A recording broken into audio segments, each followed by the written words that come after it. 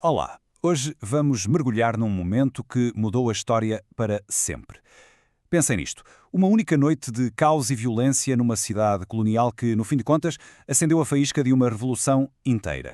E tudo começa com este número. 5. Apenas 5. 5 pessoas mortas numa rua cheia de neve. Mas atenção, este número não marca o fim de uma história. Na verdade, é o princípio. O princípio de uma história que vai levar ao nascimento de uma nação. Ok. Então, para percebermos como é que se chegou a este ponto, temos de viajar até o ano de 1770. E acreditem, Boston, nessa altura, não era de todo uma cidade tranquila. Era mais como um barril de pólvora, cheia de tensão e, basicamente, a um passo de explodir. O problema era este. A cidade estava cheia de soldados britânicos que toda a gente conhecia como os casacas vermelhas. E não era só isso. Havia novos impostos que os colonos achavam super injustos. E para piorar, os soldados, quando não estavam de serviço, procuravam biscatos, pequenos trabalhos, o que significava que competiam diretamente com os habitantes locais por emprego. Dá para imaginar o clima de tensão diário, certo? E isto leva-nos a um conflito de visões, quase como se fossem dois mundos diferentes. De um lado, tínhamos os colonos, que sentiam que os impostos eram um roubo e que os soldados eram um exército de ocupação a tirar-lhes o trabalho. Do outro lado, os britânicos viam a coisa de forma muito diferente. Para eles, estavam apenas a cobrar impostos que eram legais, a manter a paz e a ordem pública. Basicamente, a cumprir o seu dever. Como se vê, era quase impossível chegarem a um acordo. E claro, com um ambiente destes, era uma questão de tempo. Toda essa tensão acumulada rebentou, finalmente, na noite de 5 de março de 1770. O que começou como uma pequena provocação, rapidamente se transformou num caos absoluto. E a escalada dos acontecimentos foi impressionante de tão rápida. Tudo começou com um bate-boca, com insultos a um guarda britânico. 15 minutos depois, já se tinha juntado uma multidão. Os sinos da igreja começaram a tocar, que era o sinal de alarme na altura, e as pessoas começaram a tirar de tudo. Bolas de neve, pedaços de gelo, paus, a confusão era total. Até que um soldado escorrega, cai, e quando se levanta, dispara o seu mosquete. E logo a seguir, no meio do pânico e do barulho, outros soldados começaram a disparar também. O resultado, como se pode imaginar, foi trágico. 3 civis morreram ali mesmo, no local. Outros 2 acabariam por morrer nos dias seguintes por causa dos ferimentos. E ainda houve mais 6 pessoas feridas. E entre os mortos estava um homem chamado Crisp Attucks. Ele era um marinheiro com ascendência africana e nativa americana e a sua morte transformou-o num dos primeiros grandes símbolos, num mártir da luta pela liberdade.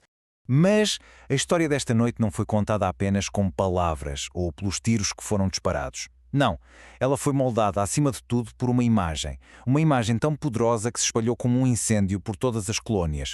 E o autor dessa imagem foi um artesão chamado Paul Revere. Sim, esse mesmo, o que mais tarde ficou famoso pela sua Cavalgada da Meia-Noite. Ele criou uma gravura deste acontecimento. E pensa nisto. Esta gravura foi basicamente a notícia viral daquela época. Foi a imagem que definiu o que milhares e milhares de pessoas pensaram que tinha acontecido. Só que a gravura de Paul Revere não era bem um retrato fiel da realidade. Longe disso. Na imagem dele, o que vemos são os soldados britânicos, em linha, super organizados, a disparar de propósito sobre uma multidão de vítimas passivas e desarmadas. E tudo à luz do dia, mas a realidade histórica é bem diferente. Tudo aconteceu à noite, a multidão não estava nada passiva, estava a tirar coisas e os soldados reagiram no meio do pânico e da confusão. Até o título que lhe deu, o Massacre Sangrento, foi escolhido a dedo para chocar. E isto que o Paul Revere fez tem um nome técnico: propaganda. O que é que isto quer dizer? É quando se usa informação, que muitas vezes é tendenciosa ou até enganadora, para promover uma causa política, para levar as pessoas a pensar de uma certa maneira. E a gravura dele foi, sem dúvida, uma peça de propaganda genial na sua eficácia. Bom, depois da violência nas ruas e da guerra de propaganda, o passo seguinte foi levar o caso a tribunal. O julgamento dos soldados britânicos tornou-se, na verdade, um teste de fogo para a justiça nas colónias. E a grande questão no centro de tudo era esta. Tinha sido um assassinato a sangue frio? Ou será que os soldados agiram em legítima defesa porque estavam a ser atacados por uma multidão furiosa? E é aqui que a história tem uma reviravolta surpreendente. Quem é que se oferece para defender os soldados britânicos? John Adams, um dos maiores patriotas, um futuro presidente dos Estados Unidos. Muita gente ficou chocada. Mas por que é que ele fez isso? Porque Adams acreditava numa coisa fundamental: que toda a gente, mesmo os soldados que toda a gente odiava, tinha direito a um julgamento justo. E há uma frase dele, dita durante o julgamento, que ficou para a história. Os factos são coisas teimosas. O que é que ele queria dizer com isto? Basicamente que não importa o que nós queremos que seja verdade ou o que a nossa raiva nos diz. Os factos são os factos. E o tribunal tinha de se guiar pelas provas e não pela opinião pública. E no final, qual foi o veredito? Bem, foi mais complexo do que se podia esperar. O capitão e 6 dos soldados foram declarados inocentes, mas outros 2 foram considerados culpados. Não de assassinato, mas de homicídio involuntário. Ou seja, o júri acreditou que eles mataram, mas sem intenção. E a punição? Em vez da forca, receberam uma marca no polegar com um ferro em brasa. Uma punição dolorosa, sem dúvida, mas que lhes salvou a vida. O julgamento podia ter acabado, mas o verdadeiro impacto do massacre de Boston, esse estava só a começar. Este evento transformou-se num ponto de viragem, numa peça-chave no longo caminho que levaria à Revolução e à Independência.